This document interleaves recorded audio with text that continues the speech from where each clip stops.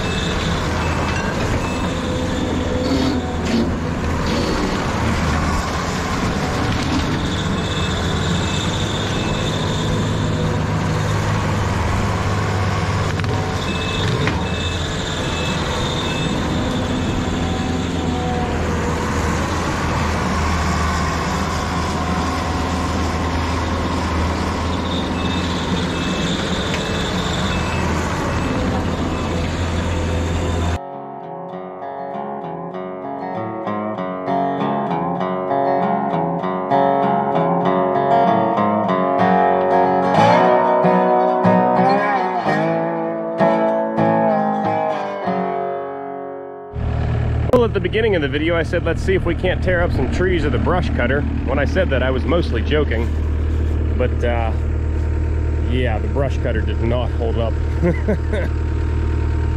Making my caution label all the more accurate. But that's the entire blade assembly there. This is a pretty serious failure. That's the 1.5-inch diameter shaft out of the gearbox. That just snapped off. Probably flush with the bearing, I'd assume. I don't know. I think it's probably junk. I have another gearbox at home. I don't know if I could adapt to make work on here easily. It might bolt right up for all I know. I'm gonna have to go check that out. What happened was there's this pile of rocks in here. I don't know if you guys can tell. Quite a few big rocks. And I knew they were in there, and I kind of just lifted the deck up over top of them to kind of clean them up a little bit so that I could come in here with the bucket and scoop them out of the way. And I just barely touched one of the rocks, and that's where the blade carrier landed. Also got lucky over here in the brush. I mean, you can't see this. Even if I'd have looked for this, I would have never found this. But there's a, I have no idea if it's active anymore either. But there's a hose right here coming up out of the ground, like a frost-proof hose. Doesn't look like it's seen the light of day for many years. But I didn't hit it, luckily. The thing was doing a really good job too. It's a shame it only lasted 20 minutes.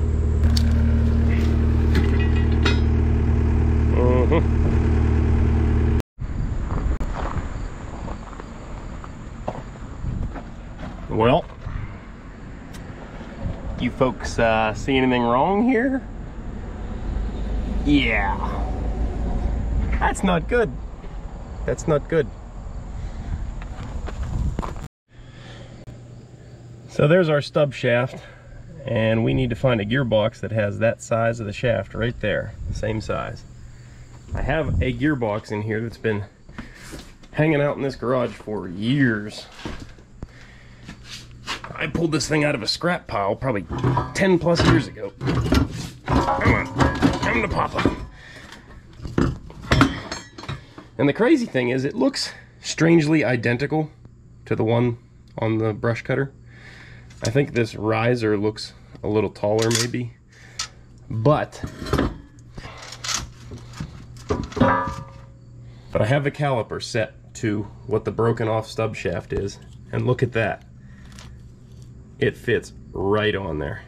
I wouldn't have believed it if you told me it, but the shaft is the same size. This is like an American gearbox off of like an old school brush cutter for a tractor. A 540 PTO brush cutter. According to this little magical device, this thing could work. The bolt pattern's the same. I mean, it might just bolt right up.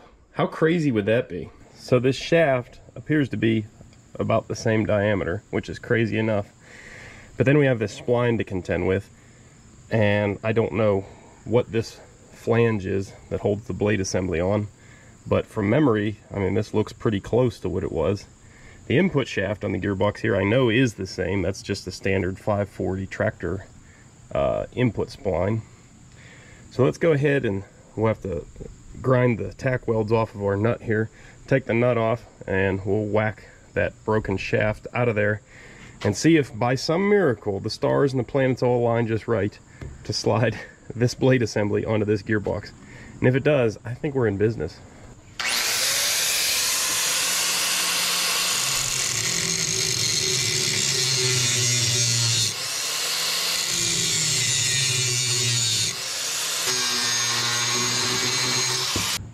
I swear, if this works, I'm going to go play the Powerball tonight.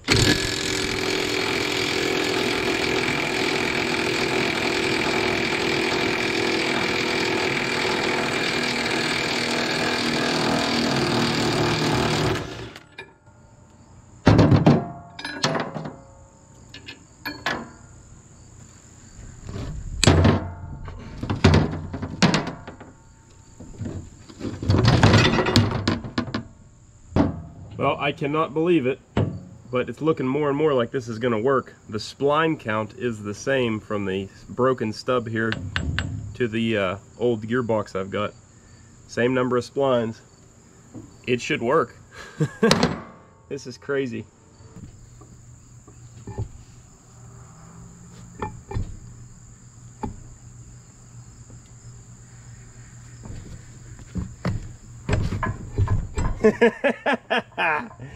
I can't believe that works. Unbelievable. My luck's usually pretty decent, but that's crazy. Guess all that's left to do is go bolt this thing together, huh?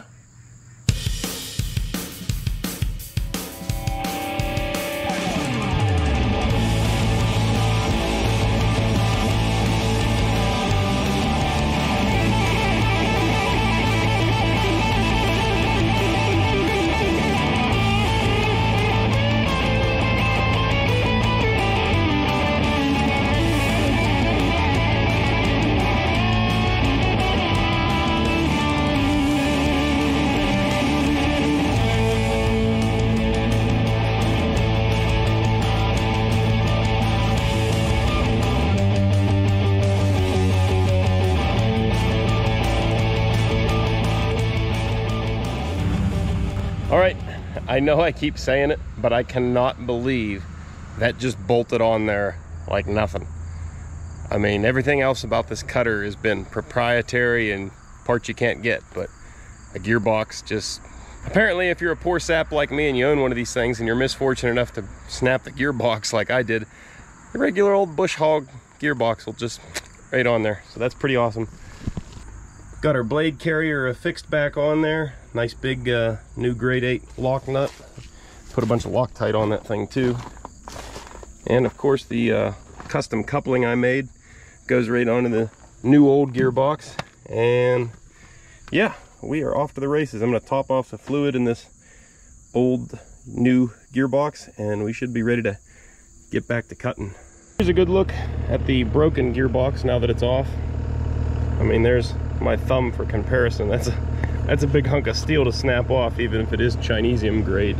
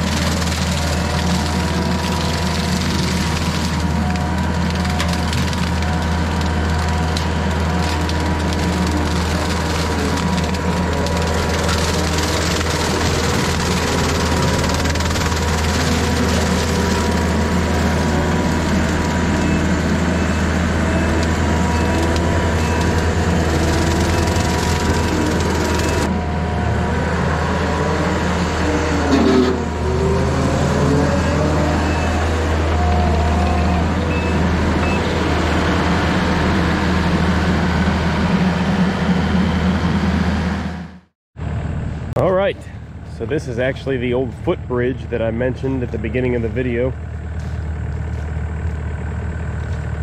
They're wanting this thing ripped out. It's no longer necessary to have a bridge because you can see they got a big pipe wedged in here now, and this whole thing has been long since piped and filled over. But when I was a kid, that wasn't there. This was an open creek, and if you wanted to get across, that's how you had to do it. This Knights of Columbus pavilion is fairly close to home, and that's where all of our family reunions, graduation parties, and all those kind of things were held as a kid. And when I was really little, I used to love this bridge. I'd get out on here and throw rocks down into the water that you can hardly see these days. But, you know, for whatever reason, kids have that fixation of throwing things in water, and I was definitely one of those kids. But yeah, it's still pretty solid, but there's just no need to have it. It's a liability, so they want it gone. You can almost see it. I promise it's in here.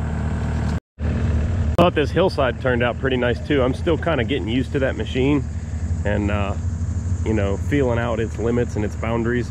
I don't know if it shows up in the video, but the upper part of the slope isn't very bad at all, but this part right here is actually pretty darn steep. That's a 1-to-1 slope at least. So I had to watch getting close to that, because I mean, it wouldn't hurt me to come down it, but I would definitely not be going back up it, especially with all the grass on it. Makes it awful slippery. But did the best I could in here, and it cleaned up pretty nice. All right, well, the old Takeuchi's doing a darn good job here on this thing. The new old gearbox that we threw on the brush cutter is so far holding up pretty good, knock on wood. We're coming down the home stretch here as far as things to brush cut. We got a ton more of this weed, whatever this stuff is, clear out to the road down there. The thing I got to worry about now is the edge of the parking lot used to be back there where those pine trees are. And I'm pretty sure that there's those concrete, like bump stop things for you to pull up those concrete curbs back in here. So I got to try to trailblaze into this stuff. It's over my chest. And see if I can see anything. I don't want to whack another one of those things and bust a new gearbox. Man, this stuff is thick. Well, I don't see anything. And I think every tree was donated by a member. I think is what that was. Or it was donated in someone's memory or something. But the trees are all dying, unfortunately. They were planted probably when I was just a little teeny tyke. But there's been some sort of blight in our area, wiping out pine trees. And these things are definitely looking pretty rough. They've asked me to take them out if I feel up to it. So I'll probably bring the excavator back down here and remove those at a later date. But right now we'll just brush cutter all around them and make what's here look a little better at least.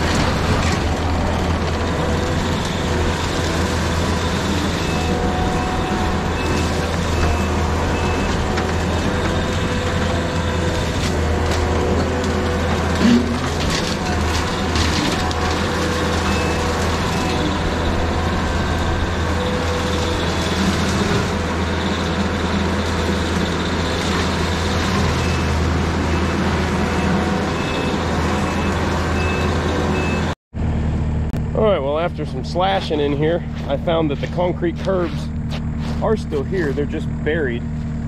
Whoever does their winter maintenance down here likes to push the gravel over top of the curbs, so they are in here.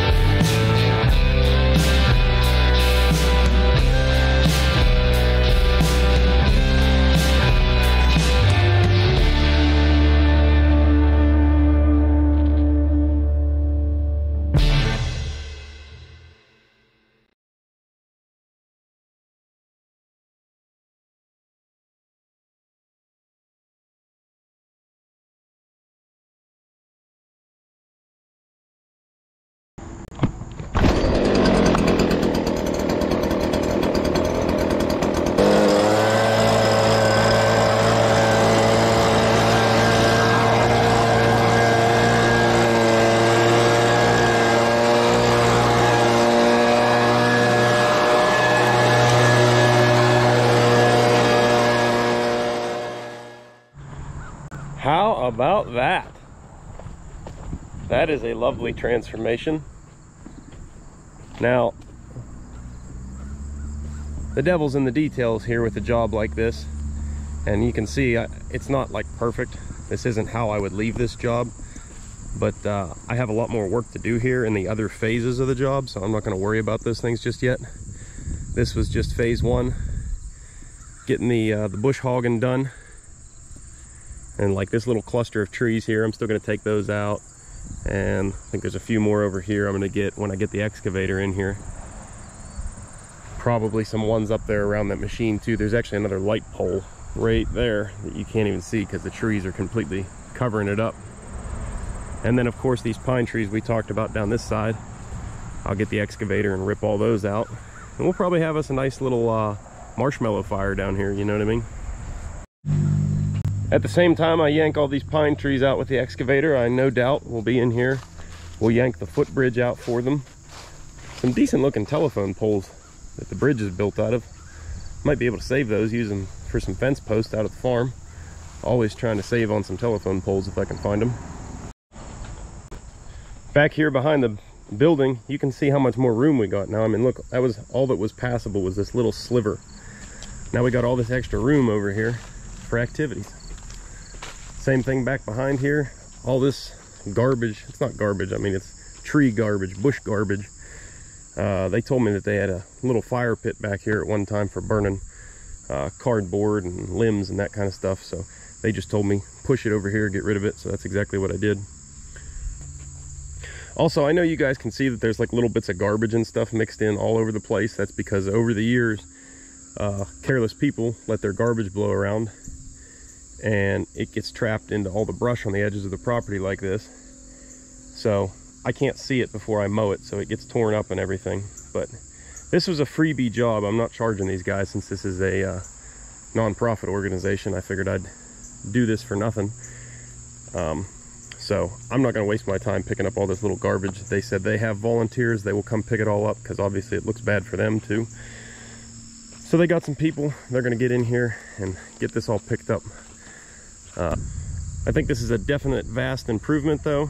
This really looks a lot better, and in a couple weeks the vegetation we cut is all dead and dried up. Some of the new grass will start coming up through and taking hold, and this will really be looking good come springtime next year.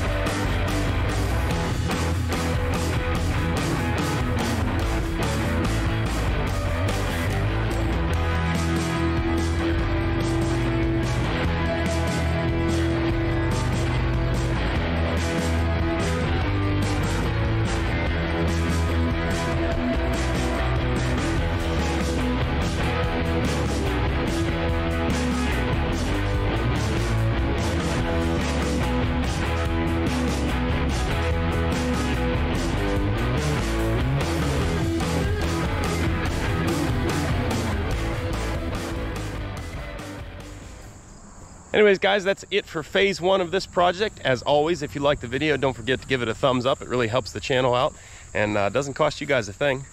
Be sure you're subscribed if you're not already so I can see you on phase two. Thanks for watching.